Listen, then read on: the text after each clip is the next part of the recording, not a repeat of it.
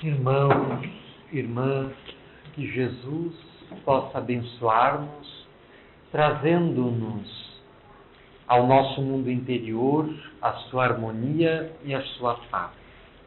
Por volta do ano 1500 a.C., o Egito ainda sofria o impacto de uma revolução religiosa singular, protagonizada por um dos seus mais célebres faraós, chamado Amenófis IV, que mudou seu nome para Akhenaton, ou Akhenaton, introduzindo no Egito a ideia do Deus único, frente aos inúmeros deuses que eram por eles tradicionalmente adorados: Ra, Osíris, Ísis, Sete, Horus e tantos outros. E ele apresenta uma proposta renovadora de instituir na religião egípcia o culto a um único Deus, um culto monoteísta, onde ele implanta a adoração a Atom, que é como ele chama esta divindade, equiparando-a, para efeito de analogia, ao disco solar e a sua luminosidade. E por volta de 1500, o Egito ainda sofria as influências e repercussões desta revolução religiosa que fora mal sucedida, uma vez que os espíritos, ainda muito ignorantes, estavam despreparados para compreender a existência de um único Deus, preferindo voltar aos cultos antigos, adorando os deuses que representavam as forças da natureza e da sociedade. Mas, alguns séculos antes, um povo nômade e que ocupava-se, sobretudo, do pastoreio, havia buscado asilo no Egito, habitando uma província remota chamada Goshen. Eram judeus, ou hebreus, como antigamente eram chamados. E, num determinado momento da sua história, passaram da condição de hóspedes à condição de escravos no Egito. E, sob uma carga opressiva, eram empregados nas construções dos inúmeros templos que os egípcios costumavam edificar em honra às suas divindades. Uma das mais populares era a divindade Apis, um boi, um bezerro, que os judeus, nesse contato íntimo com a cultura e a religião tradicional egípcia, aprenderam a esculpir e também, muitas vezes, prestar culto e a adorar. Um dos hebreus, acolhido, adotada, numa casa próspera do Egito, pertencente a uma das muitas princesas do Antigo Egito, ele passará a receber educação religiosa voltada para o sacerdócio, mergulhando nos conhecimentos iniciáticos do Antigo Egito, travando contato com a ideia do monoteísmo, já professado antes por Akhenaton, travando contato com a ideia da imortalidade da alma, com a reencarnação, com a comunicação com o mundo espiritual, com as leis que regem o mundo espiritual e o mundo material, com as leis do magnetismo, com as leis de utilização que os egípcios conheciam da energia solar, né, que só agora a nossa civilização passa a se apropriar, e ainda palidamente, O futuro nos promete, através do Sol, grandes fontes de energia e suprimento para todas as áreas da nossa sobrevivência, da nossa tecnologia, da nossa civilização. O Espírito Emmanuel narra na obra Caminho da Luz, na qual ele analisa a história da humanidade à luz do Espiritismo. Ele afirma que os egípcios possuíam nesse campo conhecimentos muito mais avançados que a nossa sociedade, a nossa civilização possuem no momento. Então, este príncipe hebreu, educado como egípcio, passará a mergulhar nesses conhecimentos que eram frutos de uma laboriosa iniciação, dependendo de várias etapas, a fim de penetrar em conhecimentos cada vez mais vastos, profundos e significativos sobre a realidade espiritual.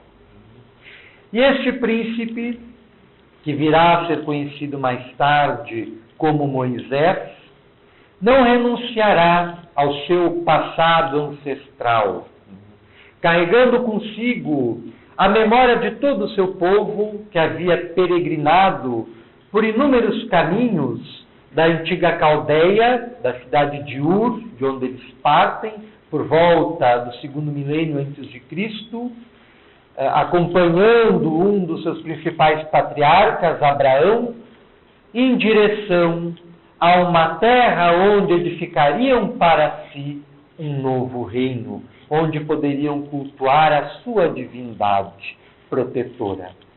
E Moisés, dessa forma, passa a manter um contato estreito com os escravos egípcios que pertenciam ao mesmo grupo étnico que ele, ouvindo as suas histórias, as suas preces, os seus mitos, as suas cantilenas, envolvendo-se cada vez mais pelo conjunto de símbolos e ideias que formariam mais tarde a base do que hoje é o judaísmo, que é apresentado por Allan Kardec como sendo uma das principais revelações da lei divina, uma das principais revelações de Deus para os seres humanos.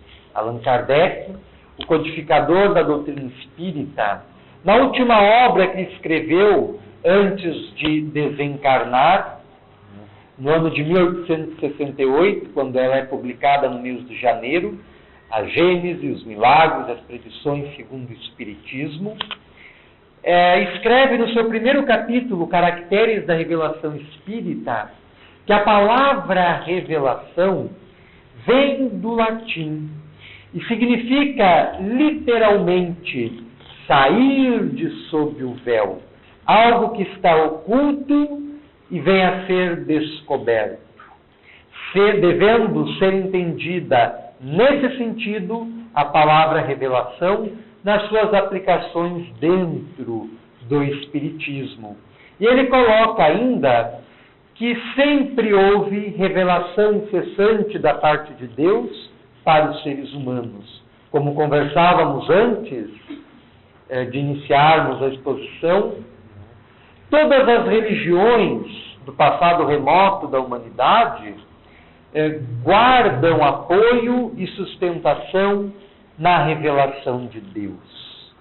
Allan Kardec, todavia, do grande conjunto de ideias religiosas da humanidade, selecionou o judaísmo e o cristianismo como sendo as principais revelações da lei divina em função dos vínculos dessas religiões com a tradição ocidental, já que é um dos principais sustentáculos das nossas crenças, das nossas formas de pensamento, sentimentos e emoções e símbolos.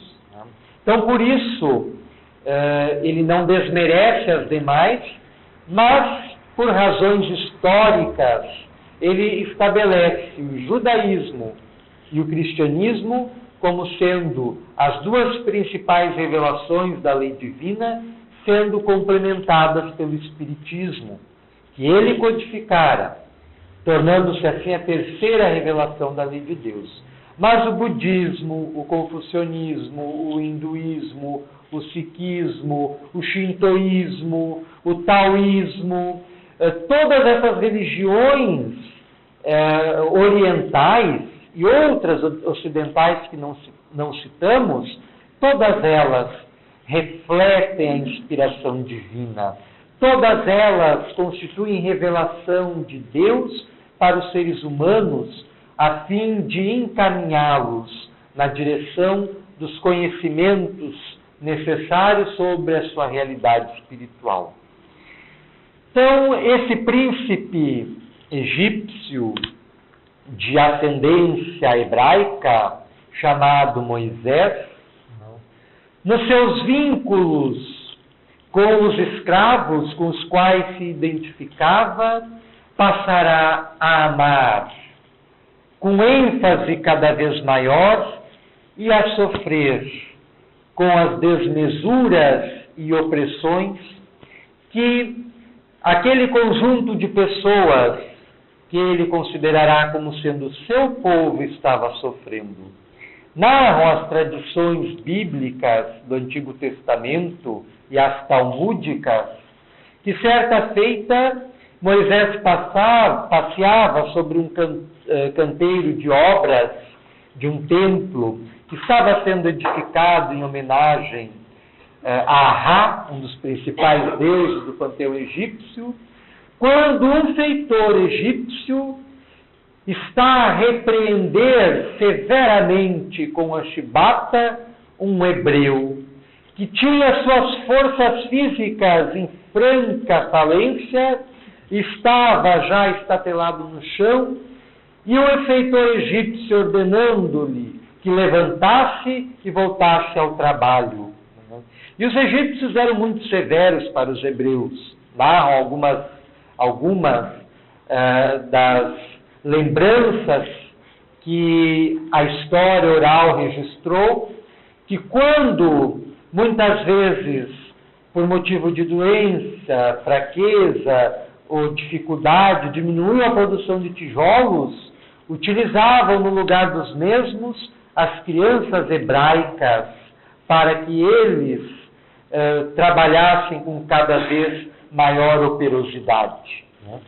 E Moisés se enche de indignação frente àquela cena dantesca e avança contra o feitor egípcio e desfere contra ele um golpe muito forte que provoca o seu desencarne, a sua morte.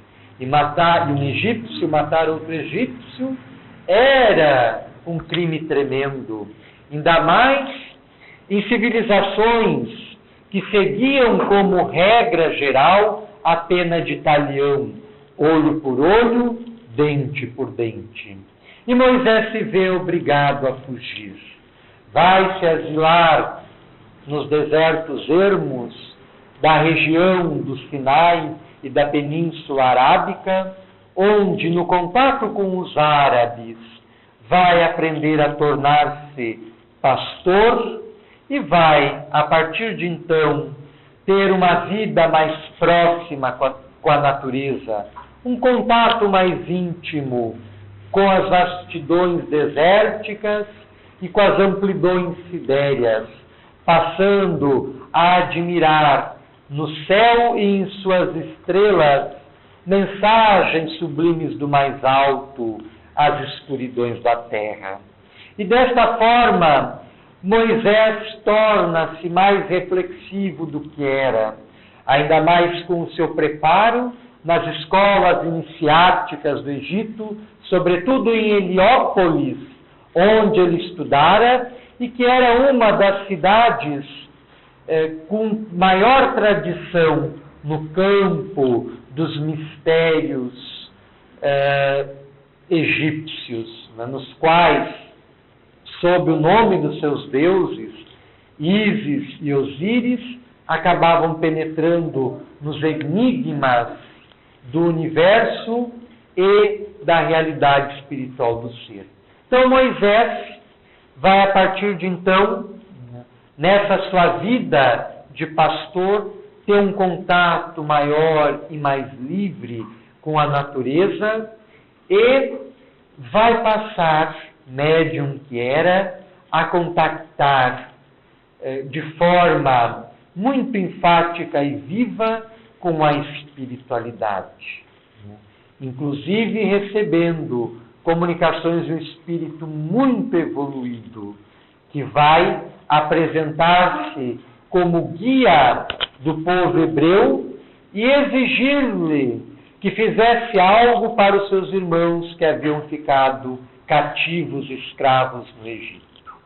E Moisés, um tanto relutante, acaba por ceder ante os apelos insistentes daquela entidade que passou a manifestar-se periodicamente a ele, solicitando-lhe que fosse até o Egito libertar o seu povo da opressão. E Moisés aceita e segue na direção do Egito.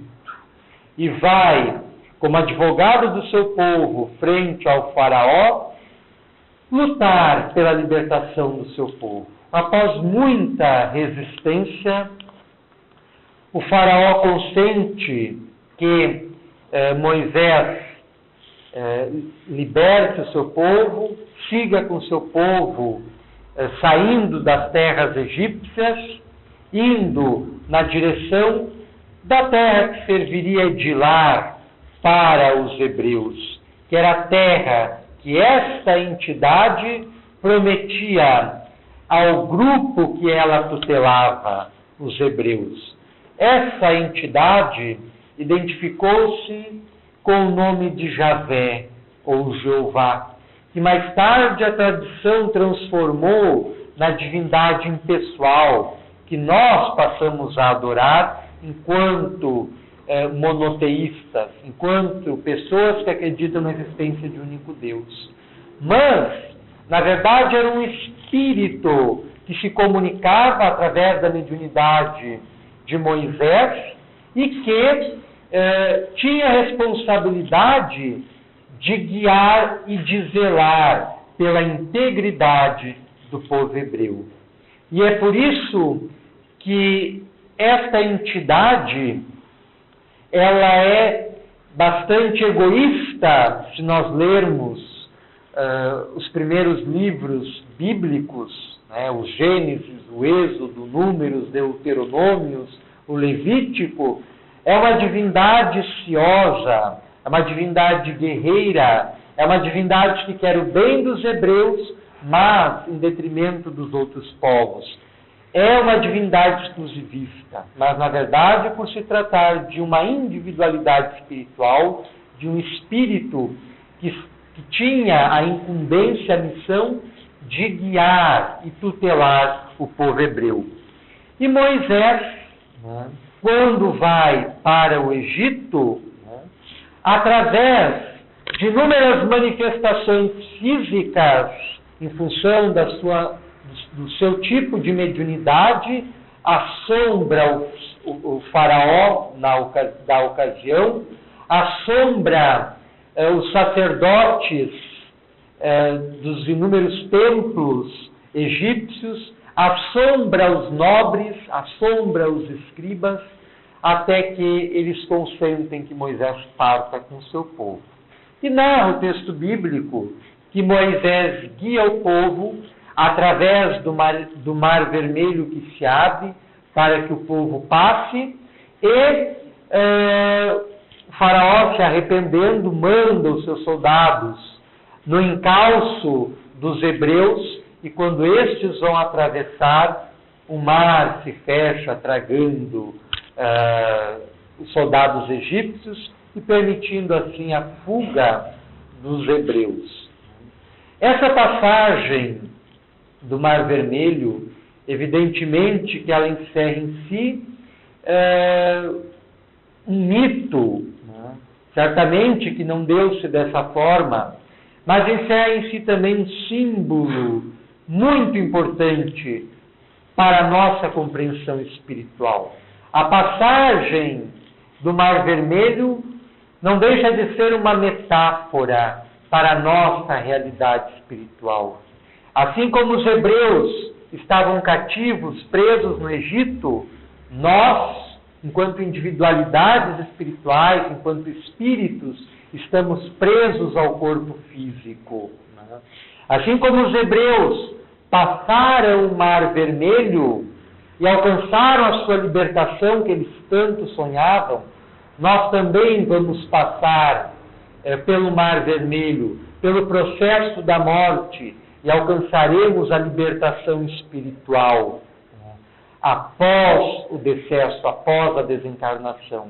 Então, essa passagem do Mar Vermelho, ela pode simbolizar também a transcendência da vida. E por que estamos falando dela? Porque essa é a primeira Páscoa. A palavra Páscoa vem do hebraico Pessah e significa passagem. E era uma comemoração dos hebreus dessa libertação deles da escravidão no Egito pela passagem do Mar Vermelho. Então, para nós, a Páscoa, ela encerra em si um ensino de transcendentalidade, revelando-nos a nossa condição de espíritos imortais. E a passagem do Mar Vermelho encerraria, então, esse símbolo de encarnação, desencarnação e libertação no mundo espiritual. Moisés segue com o seu povo, reúne em torno de si um colégio de 60 anciãos que formam verdadeiros médiuns, que se reúnem em torno do tabernáculo, da tenda do tabernáculo, para, numa verdadeira reunião mediúnica, o ser que eles passaram a adorar como uma divindade, mas que na verdade era um espírito desencarnado, guia daquele povo, poder materializar-se. E quem ler os 5 primeiros livros da Bíblia, interpretando-a do ponto de vista espírita, vai compreender essas comunicações de Moisés com Deus, que na verdade eram com o seu espírito guia, né? E esse espírito chega inclusive a materializar-se e apresentar-se de forma luminosa, resplandecente, que muitas vezes enceguecia aqueles que participavam daquele evento. Verdadeira sessão mediúnica na antiguidade. O texto do Antigo Testamento fala muitas vezes de uma nuvem que envolvia esse conjunto de médiuns, Moisés mais esses 60 anciãos, e materializavam-se a voz desse ser que eles ouviam ditando ensinos. E o que é a nuvem nas modernas sessões espíritas, senão o ectoplasma, essa substância esbranquiçada que alguns médiuns exalam pelos poros do seu corpo em quantidades diversas e que acabam se condensando, formando verdadeiras nuvens, a partir das quais se materializam os espíritos, passando a comunicar-se com os presentes na sessão mediúnica voltada para essa finalidade. Moisés, subindo ao Monte Sinai, recebe, diz o texto bíblico, de mãos invisíveis as tábuas dos 10 mandamentos. Uma revelação espiritual incomparável que está até hoje a guiar, a nortear no campo da ética e da moral a nossa civilização sobre a terra. E o texto é claro, Moisés recebe de mãos invisíveis essa tábua das leis. No século XIX, um pesquisador espírita, um grande cientista russo chamado Alexander Aksakov, passou a fazer inúmeras experiências psíquicas mediúnicas de efeitos físicos que Allan Kardec chamou de pneumatografia ou escrita direta, na qual os espíritos escrevem sem o concurso do médium. Quando o espírito se comunica através de um médium pela escrita, Allan Kardec designou de psicografia. Quando o espírito se comunica direto, como se talhasse por conta um escrito aqui na mesa ou aqui no quadro, isso Allan Kardec chamou de pneumatografia. E esse cientista, ele tomava de duas lousas, duas pequenas lousas, que ele preparava anteriormente e as lacrava. E submetia elas à sessão mediúnica, protagonizadas por célebres médiuns do século XIX, como Daniel Douglas Home, Eglinton, Eusápia Paladino e outros. E ao término da sessão, ao abrir aquelas duas lousas, haviam inúmeras mensagens ali estampadas. E o mesmo aconteceu lá na Antiguidade, quando Moisés recebe, por um impositivo divino, a revelação dos 10 mandamentos, trazido por elevados mentores espirituais, através da pneumatografia. Chegando ao mundo pelas portas da mediunidade, esse conjunto, como já dissemos, incomparável de diretrizes ético-comportamentais para todos nós. E Moisés, ao descer o Monte Sinai, encontra o povo adorando um bezerro de ouro, provavelmente o mesmo Apis, aquela divindade que eles aprenderam a adorar lá no Egito. E Moisés se enfurece, e quebra as tábuas da lei, para depois recompô-las. E é muito curioso que narra o texto bíblico ainda, que Moisés fica vagando com o povo cerca de 40 anos pelo deserto do Sinai e da Arábia, até eles chegarem a Canaã, que seria a terra que esse Espírito prometera para eles. E aí surge um questionamento para os historiadores. Por que Moisés levou tanto tempo para conduzir o seu povo do Egito até Canaã, se isso poderia ter sido feito, mesmo a pé, num curto espaço de tempo, menos de um ano?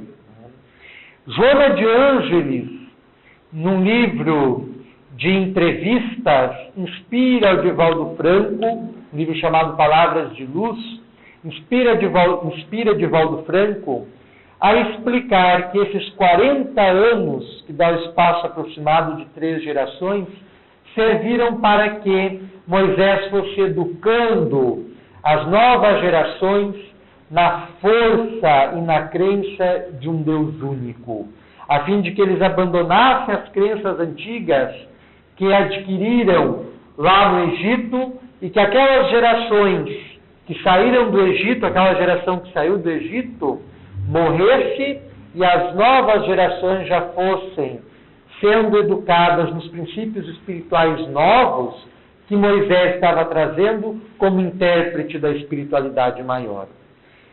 E aí nós temos então, nos 5 primeiros livros da Bíblia, que os judeus chamam de Torá, sempre quando Jesus se refere à lei e aos profetas, Jesus está se referindo à Torá, que são os 5 primeiros livros da Bíblia, e aos profetas, que são os livros complementares à Torá, que são livros sagrados, tanto para nós cristãos, quanto para os judeus, e que enfeixam o que nós chamamos de Antigo Testamento.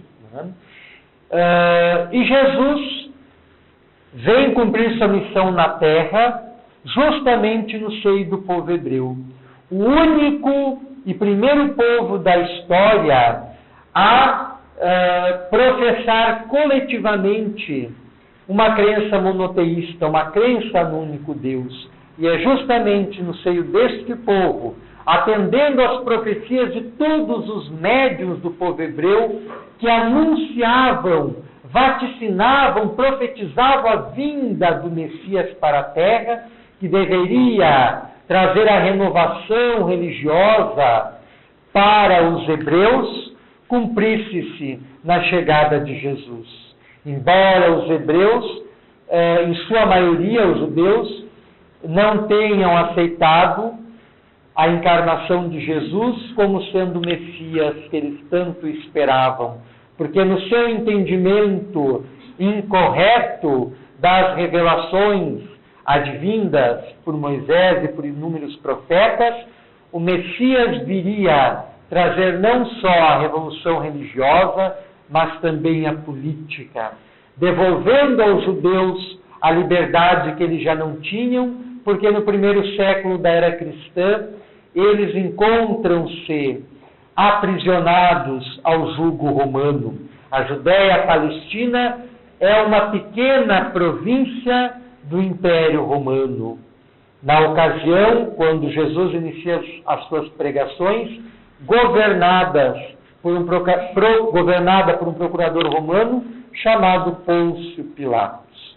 E Jesus, num curto espaço de tempo, de aproximadamente 3 anos, passa a ensinar um conjunto de lições que estão até hoje presentes sobre a terra, por serem dotadas de uma espiritualidade superior, tendo superado todas as interpolações, todas as adulterações, todas as transformações a que esses textos religiosos também estiveram sujeitos, atendendo os caprichos infelizes de pessoas inescrupulosas que alteraram muitas do conteúdo destes textos para satisfazer interesses pessoais, como é o caso da doutrina da reencarnação, que era professada pela igreja primitiva e que, por interesses escusos, é excluída do cânone oficial da igreja católica. Então, Jesus passa, como intérprete do pensamento divino, como médium de Deus, para usar uma expressão de Kardec, a trazer de forma pura, cristalina, sublime, um conjunto de lições até hoje insuperáveis, calcadas no amor e no ensinamento da vida futura, que a todos nos aguarda, enfocando Jesus, que todos somos imortais e que passamos por vidas sucessivas para cumprir os ciclos existenciais dos quais nossa consciência não prescinde para elevar-se aos altos cimos na direção de Deus, na direção da grande luz. E Jesus, por ensinar abertamente estas coisas que eram produto e privilégio de um pequeno grupo de pessoas que não as divulgavam para todo o povo, Jesus passará a ser perseguido. O Evangelho de João narra um encontro muito interessante entre Jesus e um dos doutores da lei, Nicodemos. E Jesus, nesse diálogo, consagra o princípio da reencarnação, dizendo-lhe: não vos admireis que eu vos diga que ninguém poderá ver o reino de Deus sem nascer de novo. E Nicodemos não compreende aquelas palavras tão simples e tão claras. E Jesus lamenta, dizendo-lhe: Nicodemos, és mestre em Israel e ignoras estas coisas? Se não entendeis quando vos falo das coisas terrestres, quanto mais quando vos falar das celestes, muito menos me entendereis. Então Jesus era dotado de uma sublimidade impressionante e aproveitava cada minuto da sua existência sobre a terra para renovar os homens e a sociedade em que eles se encontravam. Quando questionado pelos doutores da lei, pelos fariseus, pelos saduceus, por inúmeras seitas religiosas presentes na Palestina, acerca do seu envolvimento com pessoas de má fama, ladrões, prostitutas, pobres, leprosos, que eram proibidos de se aproximar daqueles que não possuíam lepra, inclusive de ir na cidade, havendo vales reservados para eles. Quando Jesus, né, é acusado pelos doutores da lei e pelos fariseus de envolver-se com esse tipo de pessoa, Jesus lhe responde dizendo, né, o médico vem atender aos doentes, né, aqueles que estão sãos não precisam de atendimento médico, e é para eles que eu vim. E aproveitava a cada instante para trazer esperança, consolo, libertação, coragem e fé para estas pessoas. E todos que contactavam com ele saíam desse contato com suas vidas renovadas, quando não completamente transformadas, como é o caso de Maria Magdala, pessoa que havia caído nas ilusões da vida, entregando-se às facilidades da existência, fazendo comércio do seu corpo e vivendo no fausto, no luxo, com todas as comodidades possíveis. E ao contactar com Jesus, o que antes era felicidade para ela, transforma-se em tristeza e miséria. E ela abandona sua vida de enganos e desenganos para dedicar ao Mestre que ela aprendera a amar desde o primeiro instante que com ele contactara. E a vida dela se transforma por completo. É, de todos os personagens do Evangelho, o símbolo mais forte, porque isso é o símbolo da transformação pessoal, de uma pessoa que estava completamente perdida do ponto de vista espiritual e ao contato com ensinamentos novos, e ao contato com Jesus, se transforma, renovando-se interiormente, vencendo velhos hábitos, transformando-se por completo e seguindo uma nova estrada, caracterizada pelo amor, pela caridade, pela doação.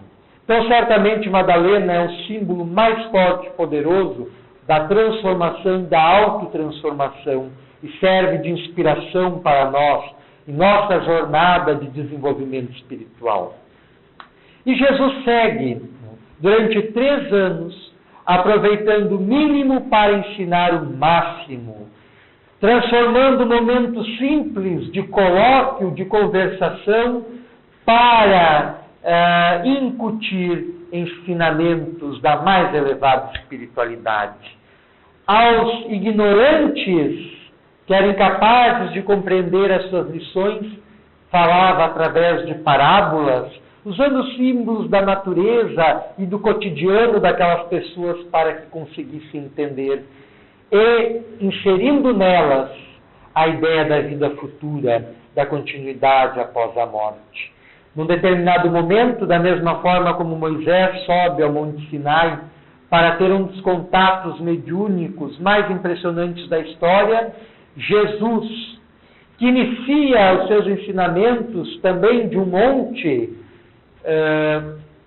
trazendo-nos uma preleção inconfundível, que é a do Sermão da Montanha, também sobe um outro monte, o Monte Tabor, onde lá verifica-se um contato com a espiritualidade. Narra o evangelista Mateus, no capítulo 17 do seu livro, que sobe Jesus ao Monte Tabor, na companhia de 3 apóstolos, Pedro, Tiago e João, e lá em cima, ante a visão surpresa, cheia de expectação dos apóstolos, Jesus se transfigura, se transforma em luz, e os apóstolos presenciam aquele acontecimento assombrados.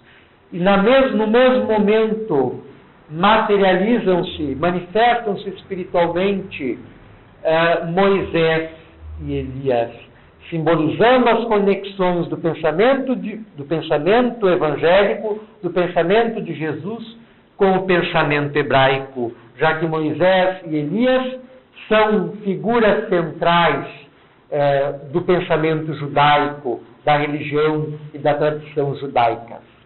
E naquela manifestação espírita, naquela sessão mediúnica que Jesus realiza com 3 dos seus apóstolos, está comprovada ali para aqueles apóstolos a imortalidade da alma e a comunicabilidade com aqueles que nós impropriamente chamamos de mortos, mas que se encontram mais vivos do que nós.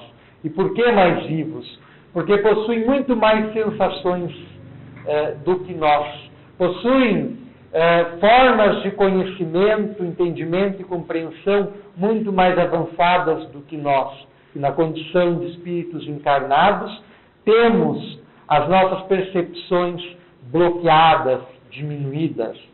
Agora, com a eclosão da mediunidade, com o desenvolvimento acentuado da mediunidade, nós estamos abrindo as nossas sensibilidades para perceber mais a espiritualidade da qual fazemos parte, que está ao nosso lado, que nos cerca, como afirma Kardec, nos acotovela a todo instante e nós nem nos damos conta disso. E Jesus, dando seguimento às suas lições, aos seus ensinamentos, profetiza a sua morte iminente. Mas ele pede para que seus discípulos mantenham a tranquilidade, porque ele, na verdade, não morreria. Ele tornaria ao seio dos seus seguidores amados. E os seus discípulos, mesmo os apóstolos, não conseguiam compreender o sentido daquelas palavras. Até que Jesus, por ocasião da Páscoa judaica, resolve seguir com os apóstolos, alguns discípulos, na direção de Jerusalém, para comemorar aqueles festejos. E quando Jesus adentra em Jerusalém, é aclamado pela população como sendo rei. E isso serviu de mote para os fariseus e para Judas traí-lo e entregá-lo às autoridades romanas como um rebelde, um revoltoso, que estava insuflando o povo a pegar em armas para proclamar a independência da Judéia do jugo romano.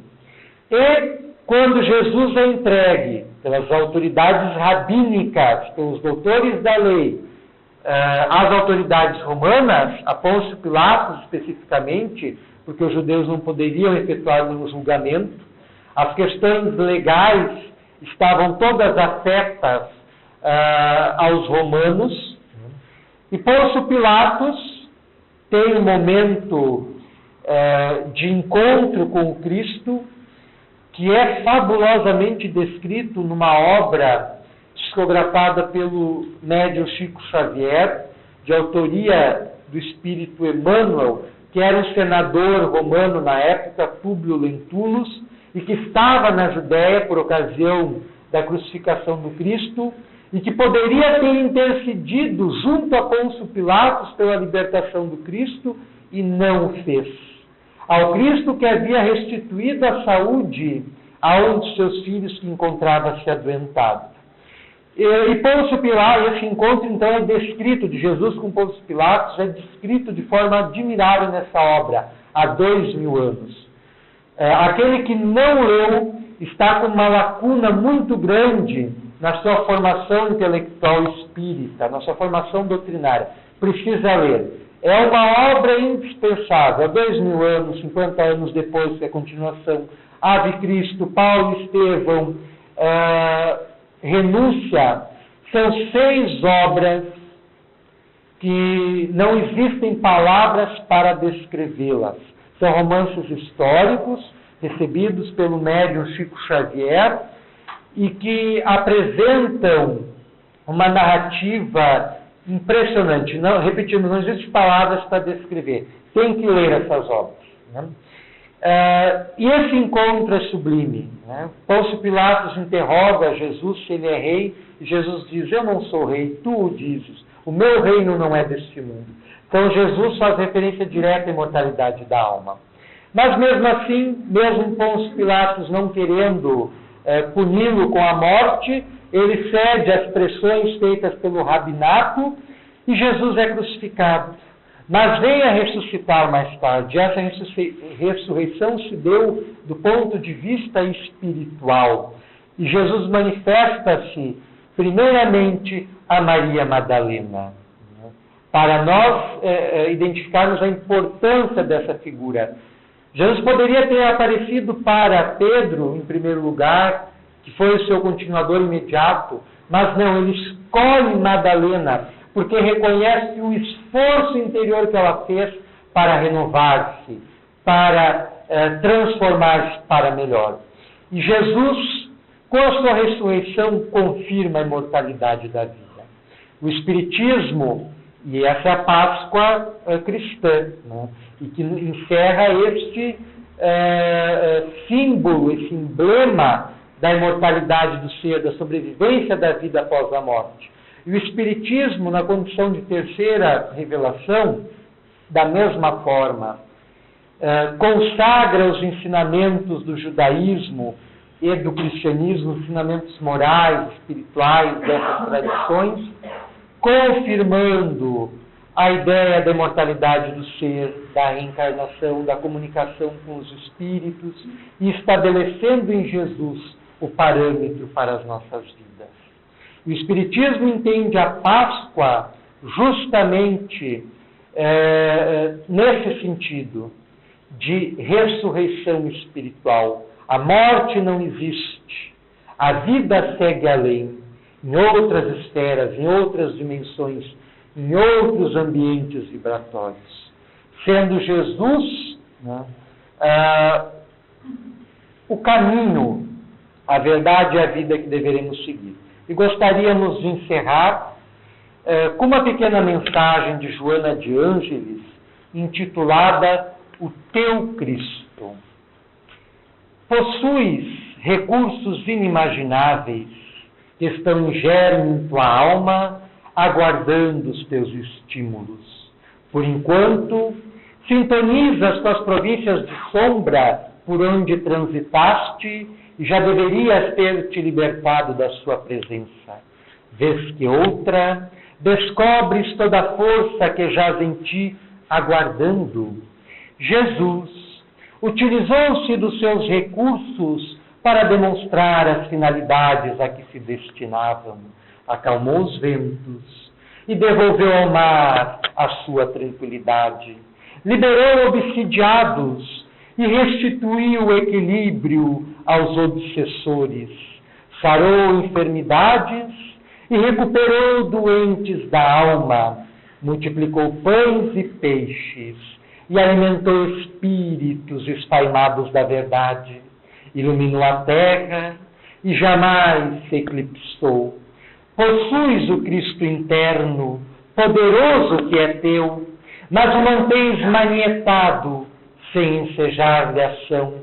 Deixa-o espraiar-se através de ti. Ele é a harmonia, e tu estás perturbado. Ele é amor, e tu és carência. Ele é claridade, e tu és sombra. Ele é vida, e tu te debates nos grilhões da morte. Com ele agindo por ti, terás decisão para te negares aos pensamentos doentios que se transformam em tormentos e ações nefastas.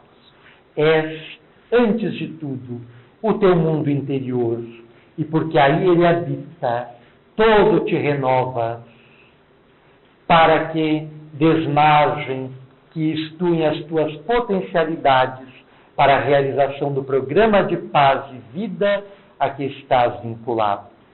Agradecemos a generosa atenção de todos e rogamos a Jesus que efetue a sua ressurreição em nosso íntimo, renascendo em nós, para que, exemplo de Maria Madalena, Maria de Magdala, possamos também nos transformarmos ao seu contato, começando uma vida nova a cada dia, seguindo o caminho reto.